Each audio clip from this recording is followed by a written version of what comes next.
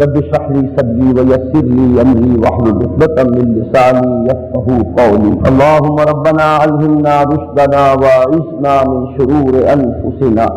اللهم ارحمنا بالقرآن العظيم. اللهم اجعله لنا اماما ونورا وهدى ورحمة. اللهم ذكرنا منه ما نسينا وعلمنا منه ما جهلنا وارزقنا تلاوته آناء الليل وآناء النهار واجعله لنا حجة یا رب العالمین. حضرات، اللہ کے نام سے ہم اس دورہ ترجمہ قرآن کا آغاز کر رہے ہیں. آپ کو بھی بخوبی اندازہ ہوگا اور مجھے بھی اس کا احساس ہے کہ یہ ایک بہت بڑا فیصلہ ہے جو ہم نے کیا ہے، اور اللہ تعالیٰ کی طرف سے خصوصی تائید اور اس کا فضل و کرم خصوصی شامل حال رہا، تبھی ہم آج جس سفر کا آغاز کر رہے ہیں اس کی آخری منزل تک پہنچ پائیں گے. قرآن حکیم میں آپ کو معلوم ہے کہ سب سے پہلے سورہ فاتحہ آتی ہے. اس سورہ مبارکہ کو جو اہلیت حاصل ہے فلسفہ قرآن اور حکمت قرآنی کے اعتبار سے، اسی کی وجہ سے اس کے بہت سے نام ہیں. اساس القرآن، ام القرآن، شافیہ، کافیہ، یہ تمام نام اصل میں اسے اسی لیے دیے گئے ہیں کہ قرآن حکیم کا جو بنیادی فلسفہ ہے اور اس کی جو حکمت ہے اس کا گویا کہ خلاصہ ہے کہ جو سورہ مبارکہ میں آ گیا ہے. اس کا جو سب سے عام نام ہے وہ سورہ فاتحہ، وہ اس اعتبار سے کہ یہ افتتاحی سورت ہے. فتح یفتح کے معنی کھولنا، یہ اوپننگ سورہ آف قرآن، پہلی سورت ہے قرآن حکیم کی. یہ بھی ذہن میں رہے کہ یہ پہلی مکمل سورت ہے جو نبی اکرم صلی اللہ علیہ وسلم پر نازل ہوئی. اس سے پہلے کچھ آیات نازل ہوئی جو سورہ مزمل، سورہ مدثر، سورہ نون، سورہ علق وغیرہ ان سورتوں کی ابتدا میں ہے. پہلی مکمل سورت جو حضور پر نازل ہوئی ہے وہ یہی سورہ فاتحہ. تو یہ بھی سب کو معلوم ہے کہ یہ ہماری نماز کا جزو لازم ہے، لا ينفک. بلکہ بعض احادیث میں تو اس سورہ مبارکہ ہی کو الصلاۃ قرار دیا گیا، گویا کہ یہی اصل نماز ہے. اس پر بھی اجماع ہے کہ اس کی 7 آیتیں ہیں. اگرچہ بعض حضرات کے نزدیک آیہ بسم اللہ بھی اس میں شامل ہے، تو وہ آخر میں صراط الذین انعمت علیہم غیر المغضوب علیہم ولا الضالین کو ایک ہی آیت شمار کرتے ہیں. تو تعداد ان کے نزدیک بھی 7 ہی رہتی ہے، اور وہ الحمدللہ رب العالمین کو پہلی آیت مانتے ہیں. وہ صراط الذین انعمت علیہم کو علیحدہ آیت مانتے ہیں اور غیر المغضوب علیہم ولا الضالین کو علیحدہ. اس طرح دونوں حالتوں میں تعداد جو ہے آیات کی وہ 7 ہی رہتی ہے. اور اسی طرح اشارہ ہے سورہ حجر کی ایک آیت میں وَلَقَدْ آتَيْنَاكَ سَبْعًا مِنَ الْمَثَانِي. اے نبی صلی اللہ علیہ وسلم، ہم نے آپ کو 7 آیات عطا کی ہیں جو بہت دہرائی جانے والی ہے، بار بار پڑھی جانے والی ہے. کیونکہ نماز کی حرکت میں ایک بندہ مومن ان کو پڑھتا ہے تو یہ ہے دہرائی جانے والی 7 آیات. اور انہی کو اس مقام پر قرآن عظیم قرار دیا گیا ہے کہ یہ 7 آیات اپنی جگہ گویا کہ خود ایک بہت عظمت والا قرآن ہے. اس سے زیادہ کا اس وقت موقع نہیں ہے. جہاں تک ترجمے کا تعلق ہے، مجھے توقع ہے جو لوگ اس دینی مزاج کے ہیں کہ یہاں آئے ہوئے ہیں ان سب کو ترجمہ آتا ہے، تاہم ہم چونکہ کر رہے ہیں دورہ ترجمہ تو ترجمہ کر لیجیے. الحمدللہ رب العالمین. کل شکر اور کل تعریف اللہ کے لیے ہے جو تمام جہانوں کا مالک اور پروردگار ہے. حمد میں بھی دونوں مفہوم آئیں گے تو بات پوری ہوگی، شکر بھی اور تعریف بھی. اور رب میں بھی مالک بھی اور پروردگار بھی. الرحمن الرحیم، بے حد مہربان ہے، نہایت رحم والا. مالک یوم الدین، مختار مطلق ہے، مالک ہے جزا و سزا کے دن کا. ایاک نعبد و ایاک نستعین، ہم تیری ہی بندگی کرتے ہیں اور کریں گے اور تجھ ہی سے مدد چاہتے ہیں اور چاہیں گے. فعل مضارع میں عربی زبان میں حال اور مستقبل دونوں شامل ہوتے ہیں، لہذا میں دونوں ترجمے کر رہا ہوں. اہدنا الصراط المستقیم، ہمیں ہدایت بخش سیدھے راستے کی. صراط الذین انعمت علیہم، راستہ ان کا جن پر تیرا انعام نازل ہوا. غیر المغضوب علیہم ولا الضالین، جن پر نہ تو تیرا غضب نازل ہوا اور نہ ہی وہ بھٹکے ہوئوں میں سے تھے. آمین. یہ گویا کہ چونکہ یہ سورہ مبارک کا ایک دعا کی شکل میں ہے، اللہ تعالیٰ نے ہمیں تلقین فرمایا ہے کہ مجھ سے اس طرح مخاطب ہوا کرو، لہذا اس کے اختتام پر آمین کہنا یہ آپ کو معلوم ہے کہ سبھی کہتے ہیں، فرق صرف یہ ہے کہ آیا اس کو بالجہر کہا جائے یا یہ کہ خاموشی سے کہا جائے، وہ اختلافی مسئلہ ہے۔ اس کے بعد سورہ بقرہ شروع ہوتی ہے، اور یہ سورہ مبارکہ جو ہے حجم کے اعتبار سے بھی قرآن مجید کی سب سے بڑی سورت ہے، تقریباً 2.5 پاروں پر پھیلی ہوئی 286 آیات ہے، اور حضور نے اس کو ویسے بھی قرآن مجید کی چوٹی قرار دیا ہے۔ آپ نے فرمایا لکل شیء سنام، ہر چیز کا ایک کوہان ہوتا ہے، ہر چیز کی ایک چوٹی ہوتی ہے، جیسے اونٹ کے جسم میں کوہان، اور سنام القرآن سورۃ البقرہ، اور قرآن مجید کی چوٹی جو ہے، قرآن کا کوہان جو ہے وہ سورہ بقرہ ہے۔ یہ سورہ مبارکہ اس سے اگلی سورت سورہ آل عمران، یہ ایک نہایت حسین جوڑے کی شکل میں ہے، اس کی طرف میں بعد میں توجہ دلاؤں گا۔ اس وقت پہلے یہ سمجھ لیجئے کہ اس سورہ مبارکہ کے 2 حصے ہیں، جب تک کہ یہ بات سامنے نہیں ہوگی آپ مضامین کو ایک ربط اور ترتیب کے ساتھ اپنے ذہن میں مستحضر نہیں رکھ سکیں گے۔ پہلا حصہ اس کا 18 رکوعوں پر مشتمل ہے، اگرچہ تعداد آیات اس میں زیادہ ہے، ادھر 22 رکوع ہیں لیکن آیات 134 ہیں، ادھر 18 رکوع ہے، آیات 152 ہیں، تو گویا کہ متوازن ہے تقسیم 2 حصوں میں۔ پہلے حصے میں یہ جان لیجئے کہ اصلاً جو خطاب ہے وہ سابقہ امت مسلمہ یہود بنی اسرائیل، اور دوسرے حصے میں جو خطاب ہے وہ نئی امت مسلمہ کہ جو نبی اکرم صلی اللہ علیہ وسلم پر جو لوگ ایمان لائے ان سے ایک نئی امت کی تشکیل ہوئی، اور ان دونوں کے بالکل مابین تحویل قبلہ کا واقعہ آتا ہے، اس لیے کہ وہ علامت تھی اس بات کی کہ اب اس امت کا دور ختم ہوا جس کا قبلہ بیت المقدس تھا، اور اب ایک نئی امت ایک نئے قبلے اور نئے مرکز کے ساتھ اس مقام پر فائز ہو چکی ہے۔ تو پہلے حصے میں 18 رکوع اور خطاب اصلاً ہے اہل کتاب اور ان میں سے بھی خصوصاً یہود کی طرف، دوسرے حصے میں 22 رکوع اور اس میں خطاب ہے نئی امت مسلمہ یعنی امت محمد علیہ الصلوۃ والسلام کی طرف۔ پہلے حصے کے 18 رکوع انشاءاللہ آج ہم پڑھیں گے، اس میں بھی ایک ترتیب پہلے ہی ذہن میں جما لیجئے۔ 18 رکوعوں میں بیچ میں 10 رکوع ہیں جن میں براہ راست خطاب ہے بنی اسرائیل سے، 5ویں رکوع سے شروع ہوگا اور 15ویں کے آغاز تک چلے گا۔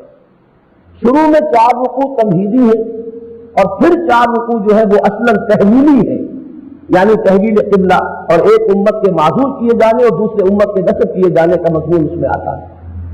تو یہ اصل میں تقسیم ہے کہ جس کو ذہن میں رکھیں گے تو آسان ہو جائے گا۔ اس وقت ہم ان 3 تمہیدی رکوعوں کو پہلی 4 رکعتوں میں پڑھیں گے۔ ان میں بھی یوں تقسیم ہے کہ پہلے جو 2 رکوع ہیں جو پہلی 2 رکعتوں میں پڑھے جائیں گے، یہ گویا کہ ایک نہایت اہم تمہیدی مضمون ہے کہ قرآن آغاز ہی میں 3 قسم کے انسانوں کا تعین کر رہا ہے۔ ایک وہ کہ جو اس کتاب سے مستفید ہو سکتے ہیں یا ہوئے ہیں، یہ میری بات ذرا غور سے سنیے، اس لیے کہ جب یہ سورت نازل ہو رہی ہے قرآن کو نازل ہوتے ہوئے 12-13 برس ہو چکے تھے، کیونکہ یہ تو مدنی سورت ہے، تو بالفعل ایک جماعت موجود تھی کہ جنہوں نے اس قرآن سے استفادہ کیا، اس کے بتائے ہوئے راستے پر چلے، ان کی طرف اشارہ کر دیا گیا کہ یہ ہے وہ لوگ جنہوں نے قرآن سے استفادہ کیا ہے، اور دوسرے وہ لوگ ہیں جو ضد پر ہٹ درمی پر مصر ہو چکے ہیں اور ان کے حق میں کوئی انکار، کوئی تبلیغ، کوئی کوشش اب مفید نہیں ہوگی، وہ اڑ چکے ہیں اپنی کفر پر۔ اور تیسرا ایک گروہ کہ جو مدینے میں اب جو نیا دور شروع ہو رہا تھا اس میں اس کا آغاز ہو رہا تھا، یہ ہے بین کا ایک گروہ کہ جو زبان سے مدعی ہے کہ ہم مانتے ہیں، حقیقتاً نہیں مانتے۔ بعد میں اس گروہ کو آئیڈینٹیفائی کیا گیا ہے منافقین کے نام سے، لیکن ابھی آغاز میں ان کے لیے کوئی نام جو ہے علیحدہ سے تجویز نہیں کیا گیا۔ وہ بیماری گویا کہ ابتدائی حالت میں ابھی تھی، صرف اس کی نشاندہی کر دی گئی کہ جسے متوجہ ہونا ہے متوجہ ہو جائے۔ بعد میں جیسے جیسے یہ مضمون بدل ہوا کہ ان کے لیے باقاعدہ اصطلاح کا استعمال ہوا۔ آئیے اب ہم آغاز کرتے ہیں۔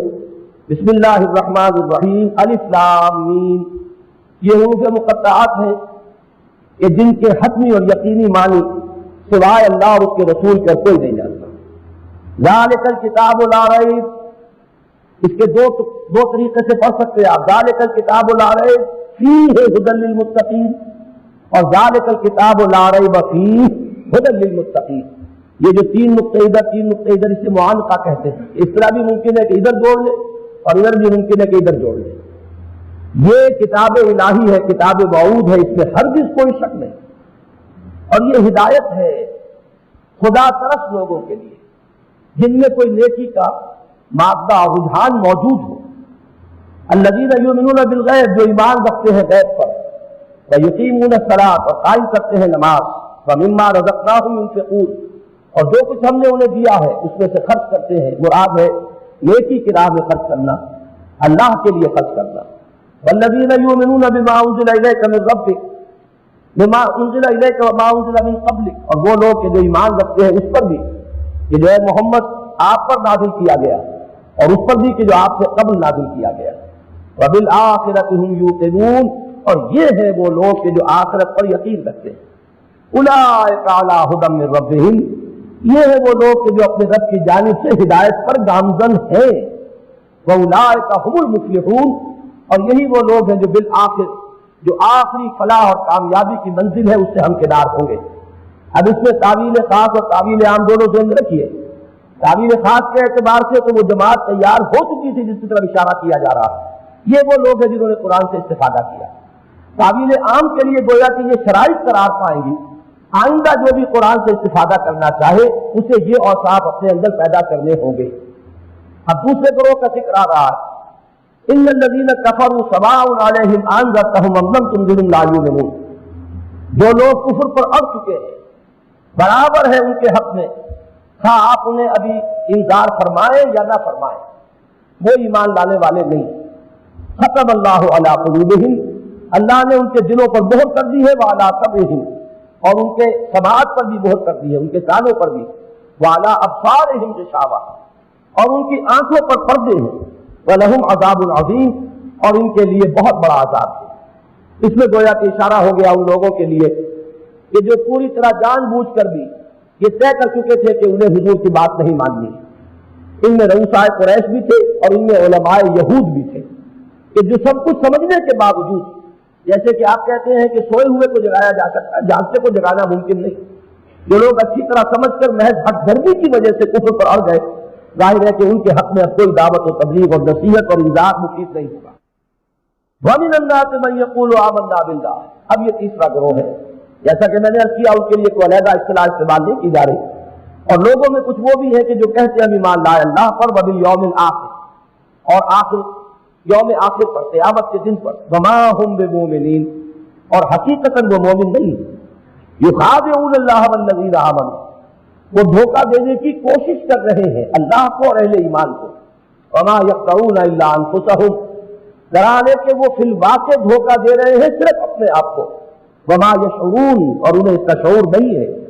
فی قلوبہم مرض, ان کے دلوں میں ایک روگ ہے, انہوں نے عرض کیا تھا ایک بیماری ہے, ابھی اس کی ابتدائی سٹیج ہے, اس کو نام نہیں دیا گیا منافقت کا, لیکن یہی چیز ہے جو بڑھ کر آگے نفاق کی شکل اختیار کر رہی ہے. فزادہم اللہ مرضا, اللہ تعالیٰ کی یہ سنت ہے کہ اگر کوئی ہدایت کے راستے پر آتا ہے تو ہدایت میں اضافہ فرماتا ہے. اسی طرح ان کے دلوں میں روگ تھا, اللہ نے ان کے روگ کو بڑھا دیا ہے. وَلَهُمْ عَذَابٌ أَلِيمٌ بِمَا كَانُوا يَكْذِبُونَ, اور ان کے لیے دردناک عذاب ہے اس جھوٹ کے سبب جو وہ بول رہے ہیں.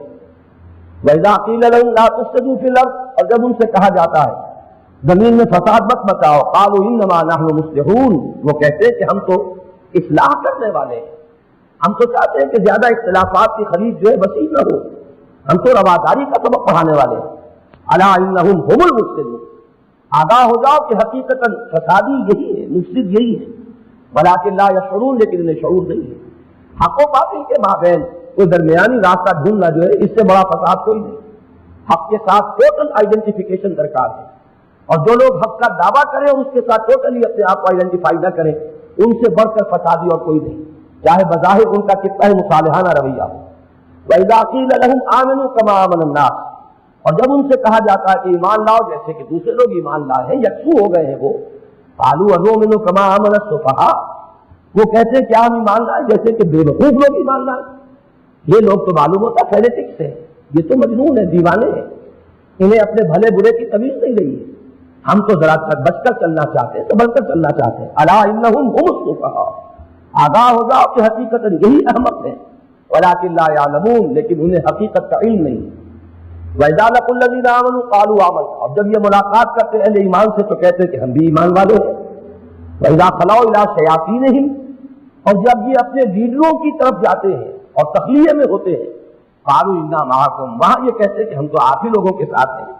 إِنَّمَا نَحْنُ مُسْتَهْزِئُونَ، یہ مسلمانوں سے تو ہم ایسے ہی دل لگی کر رہے ہیں، مذاق میں کہہ دیتے ہیں کہ ایمان لے آئے۔ اللہ یستہزئ بہم، در حقیقت اللہ ان کا مذاق اڑا رہا ہے۔ وَيَمُدُّهُمْ فِي طُغْيَانِهِمْ يَعْمَهُونَ، اور انہیں کھینچ رہا ہے ان کے اس اندھیرے میں کہ وہ بالکل اندھے بہرے ہو کر آگے بڑھتے چلے جا رہے ہیں۔ أُولَٰئِكَ الَّذِينَ اشْتَرَوُا الضَّلَالَةَ بِالْهُدَىٰ، یہ وہ لوگ ہیں کہ جنہوں نے ہدایت دے کر ضلالت خریدی ہے، گمراہی کو خریدا اور حاصل کیا ہے۔ فَمَا رَبِحَتْ تِجَارَتُهُمْ، تو ان کی تجارت نے انہیں کوئی فائدہ نہ پہنچایا۔ وَمَا كَانُوا مُهْتَدِينَ، اور نہ ہی یہ ہوئے ہدایت پانے والے۔ مَثَلُهُمْ كَمَثَلِ الَّذِي اسْتَوْقَدَ نَارًا، ان کی مثال اس شخص کی سی ہے کہ جس نے آگ روشن کی، فلما اضاءت ما حوله، اور جب آگ نے اپنے ماحول کو روشن کر دیا، ذهب الله بنورهم، تو اللہ تعالیٰ نے ان کی بینائی کو سلب کر لیا۔ وترکهم فی ظلمات لا یبصرون، اور چھوڑ دیا انہیں اندھیرے میں کہ وہ دیکھتے نہیں ہیں۔ اس میں آگ جلانے والے محمد رسول اللہ ہیں۔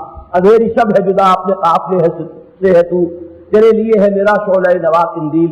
انہوں نے ہدایت کی دعوت دی، ماحول کو منور کر دیا، لیکن کچھ لوگ اپنی ضد اور ہمدردی کی وجہ سے وہ گویا کہ اس روشنی سے بالکل کوئی استفادہ نہ کر سکے۔ بالکل ایسے ہی ہے کہ جیسے جب آگ نے ماحول کو روشن کر دیا تو ان کی بینائی ہی سلب ہو گئی، اب وہ اندھیرے میں بھٹک رہے ہیں۔ صم بکم عمی فهم لا یرجعون، بہرے ہیں، گونگے ہیں، اندھے ہیں، تو اب وہ لوٹنے والے نہیں ہیں۔ او کصیب من السماء، یا ایک اور مثال ہے کہ جیسے بہت زوردار بھی برس رہا ہو بلندی سے آسمان سے، فیہ ظلمات و رعد و برق، اس میں اندھیرے بھی ہیں، بجلی بھی چمکتی ہے اور بادل کڑکتا بھی ہے۔ یجعلون اصابعهم فی آذانہم، ان کا حال یہ ہے کہ وہ اپنی انگلیاں اپنے کانوں میں ٹھوسے ہوئے ہیں، من الصواعق حذر الموت، وہ جو کڑک ہوتی ہے اس سے کہیں مر نہ جائے اس اندیشے سے۔ واللہ محیط بالکافرین، حالانکہ اللہ تعالیٰ تو احاطہ کیے ہوئے ان کافروں کا۔ یکاد البرق یخطف ابصارہم، قریب ہے کہ بجلی ان کی نگاہوں کو، ان کی بینائی کو اچک کر لے جائے۔ کلما اضاء لہم مشوا فیہ، جیسے ہی ان کے لیے کچھ روشنی ہوتی ہے وہ کچھ چل پھر لیتے ہیں۔ وَإِذَا أَظْلَمَ عَلَيْهِمْ قَامُوا، پھر جب اندھیرا آتا ہے کھڑے کے کھڑے رہ جاتے ہیں۔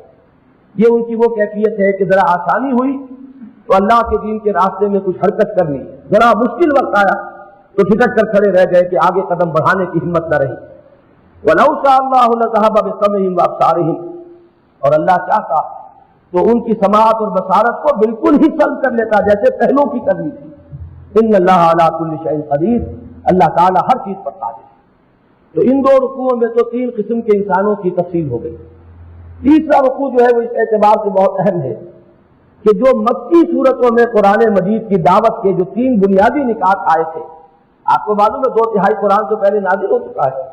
مصحف میں پہلی بڑی صورت جو ہے یہ سورہ بقرہ ہے، لہذا مکی قرآن کا خلاصہ سمجھ لیجئے کہ ایک رکوع میں ہے، اس لیے کہ مکی جو صورتیں ہیں ان کی تعلیمات کا خلاصہ کیا؟ توحید، رسالت، آخرت، یہ تین بنیادی ایمانیات ہیں کہ جن کو مکی صورتوں میں موقت کیا گیا ہے، اس کا خلاصہ لے آیا گیا۔ یا ایھا الناس اعبدوا ربکم الذی خلقکم، اے لوگو، اے بنی نوع انسان، پرستش کرو اور بندگی کرو اپنے اس رب کی جس نے پیدا کیا اور جو تم سے پہلے گزرے ہیں ان کو بھی پیدا کیا، تاکہ تم بچ سکو، اس دنیا میں گمراہی کے دھکوں سے بچو اور آخرت میں اللہ کے عذاب سے بچ سکو۔ الذی جعل لکم الارض فراشا، وہ کہ جس نے تمہارے لیے زمین کو ایک فرش بنا دیا، والسماء بناء، اور آسمان کو ایک چھت کی شکل دے دی، وانزل من السماء ماء، اور آسمان سے پانی نازل فرمایا، فاخرج به من الثمرات رزقا لکم، اور اس کے ذریعے زمین سے میووں اور پھلوں کی شکل میں تمہارے لیے رزق نکالا۔ فلا تجعلوا للہ اندادا، تو تم اللہ کا مد مقابل کسی کو مت ٹھہراؤ، اللہ کا ہمسر، ہم پلہ، ضد اور ند، وانتم تعلمون، ذرا حال ہے کہ تم جانتے ہو کہ اس کا کوئی ضد اور ضد نہیں ہے، کوئی اس کا ہمسر اور ہم پلہ نہیں ہے۔ وَإِن كُنتُمْ فِي رَيْبٍ مِّمَّا نَزَّلْنَا عَلَىٰ عَبْدِنَا، اب دوسری چیز آ رہی ہے، توحید کا بیان ہو گیا، اب رسالت، اور رسالت کی بنیاد تو اصل یہ قرآن ہے، جس پر وحی نازل ہوئی وہ رسول ہے۔ اور اگر تمہیں کوئی شک ہے اس چیز کے بارے میں جو ہم نے نازل فرمائی اپنے بندے پر، فاتو بسورۃ من مثلہ، تو بڑی آسانی سے معاملہ طے ہو سکتا ہے۔ اگر تم سمجھتے کہ یہ انسانی کلام ہے تو ویسی ہی ایک صورت تم بھی تصنیف کر کے لے آؤ۔ وَدُعُوا شُهَدَاءَكُم مِّن دُونِ اللَّهِ، اور اس کے لیے تم اپنے تمام حمایتیوں کو بلا لو اللہ کے سوا۔ یہ اصل میں پروبنگ کوسچن ہے، اس میں اشارہ کیا جا رہا ہے کہ تمہارا یہ اعتراض صحیح نہیں ہے، دل میں تم بھی مانتے ہو کہ یہ اللہ کا کلام ہے، یہ محمد کا کلام نہیں ہو سکتا، لیکن صرف یہ کہ بحثم بحثا میں کہہ رہے ہو، تو اس کو طے کرنے کا طریقہ موجود ہے کہ آؤ مقابلہ کر لو، اس جیسی ایک صورت ہی بنا لاؤ۔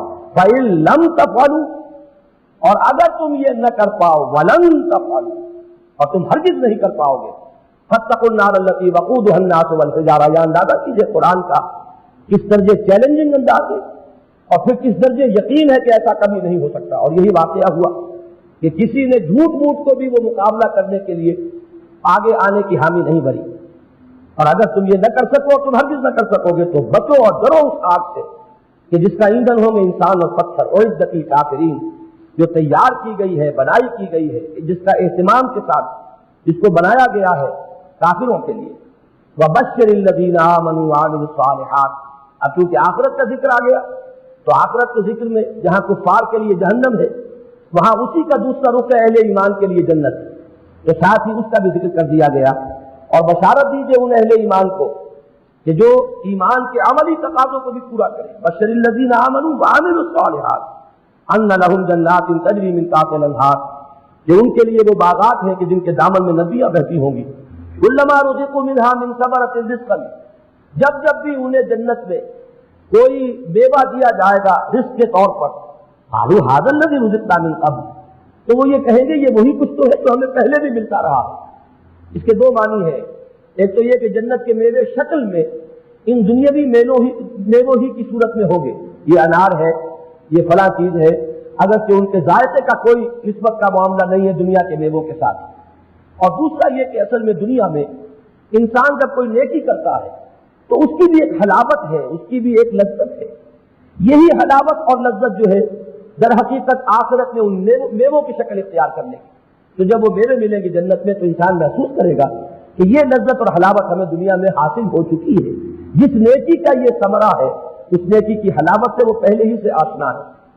وَأُوتُوا بِهِ مُتَشَابِهًا، ان کو دیے جائیں گے ملتی جلتی چیزیں، وَلَهُمْ فِيهَا أَزْوَاجٌ مُطَهَّرَةٌ، اور ان کے لیے ہوں گی وہاں پر وہ بیویاں، وہ جوڑے کہ جو بہت ہی پاکیزہ ہوں، نہایت پاک باز جوڑے، وَهُمْ فِيهَا خَالِدُونَ، اور وہ اس میں رہیں گے ہمیشہ ہمیشہ۔ ان اللہ لا یستحی، اب ذرا تینوں باتیں آ گئی، توحید بھی، رسالت بھی، اور معاد یا آخرت بھی، اور آخرت میں جنت کا بیان بھی اور دوزخ کا بیان بھی۔ اب اس کے بعد ایک اعتراض جو ان کا تھا اس کو لیا جا رہا ہے کہ لوگوں نے کہا کہ قرآن مجید اتنا اعلیٰ کلام ہے، لیکن یہ کہ اس میں کہیں گدھے کی مثال دے دی گئی ہے، کہیں کسی اور چیز کی، کمثل الحمار یحمل اسفارا، یہ مثالیں تو کچھ گھٹیا ہیں، اعلیٰ مثالیں ہونی چاہیے۔ اس کا جواب دیا جا رہا ہے ان اللہ لا یستحی ان یضرب مثلا ما بعوضۃ کما فوقها، اللہ تعالیٰ کو تو اس میں بھی کوئی جھجک نہیں ہے، کوئی حیا نہیں ہے اس میں کہ وہ مچھر کی مثال دے۔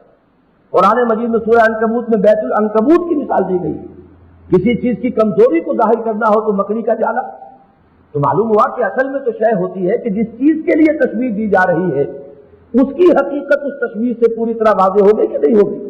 بلاغت اور فصاحت کا تو معاملہ اس طرح سے ہوگا، نہ یہ کہ اس شے پر اعتراض کیا جائے۔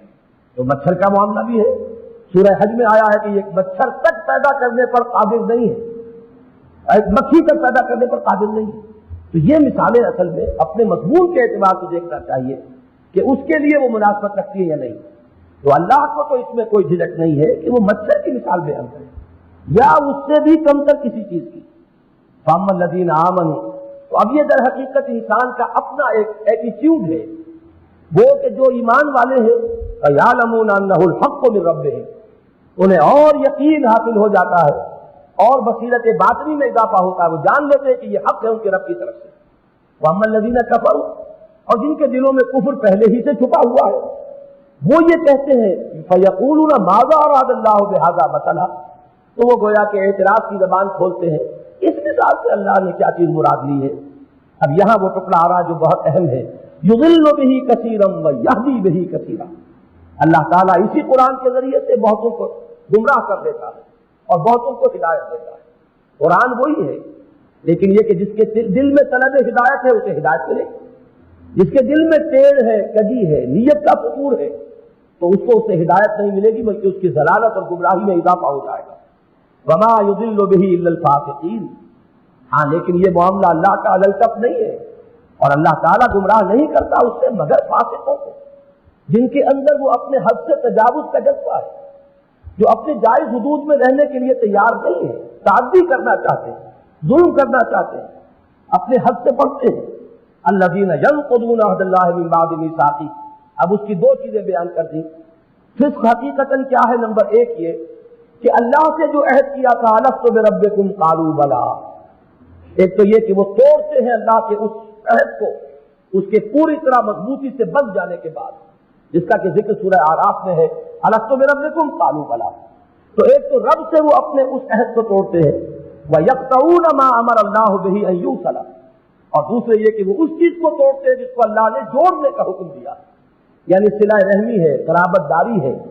تو ایک تعلق انسان کا اللہ کے ساتھ ہے، وہ تو عہد الگ اس کی اساس ہے، ایمان سے اس کی تجدید ہوتی ہے، اور ایک ہے بندوں کے ساتھ اس کا معاملہ، جس میں اولین ہوں گے اولو الارحام، جو رحمی رشتے سے ایک دوسرے کے ساتھ جڑے ہوئے ہوں، ان کا آپس میں جڑنا، ان کے لیے خیر خواہی۔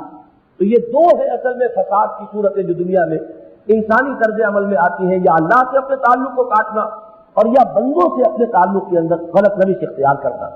اس کا نتیجہ کیا نکلے گا؟ وَيُفْسِدُونَ فِي الْأَرْضِ، زمین میں وہ فساد پیدا کریں۔ أُولَٰئِكَ هُمُ الْخَاسِرُونَ، یہ وہ لوگ ہیں کہ جو خسارہ پانے والے ہیں۔ كَيْفَ تَكْفُرُونَ بِاللَّهِ، یہ آج بڑی عظیم آیت ہے، ذرا اس پر پڑھتے ہوئے ذرا مراقبہ بھی کیجیے گا۔ تم کیسے اللہ کا انکار کرتے ہو، کیسے اللہ سے کفر کرتے ہو؟ وَكُنْتُمْ أَمْوَاتًا فَأَحْيَاكُمْ ثُمَّ يُمِيتُكُمْ ثُمَّ يُحْيِيكُمْ، تم مردہ تھے، تم مردہ حالت میں تھے تو اس نے تمہیں زندہ کیا، پھر وہ تم پر موت طاری کرے گا اور پھر وہ تمہیں زندہ کرے گا، ثُمَّ إِلَيْهِ تُرْجَعُونَ، اور پھر اسی کی طرف تم لوٹا دیے جاؤ گے۔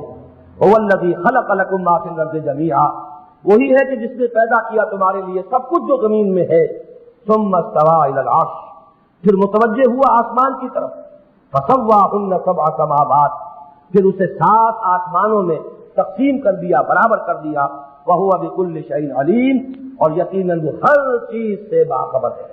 بارک اللہ لی ولکم فی القرآن العظیم ونفعنی وإیاکم بالآیات والذکر الحکیم۔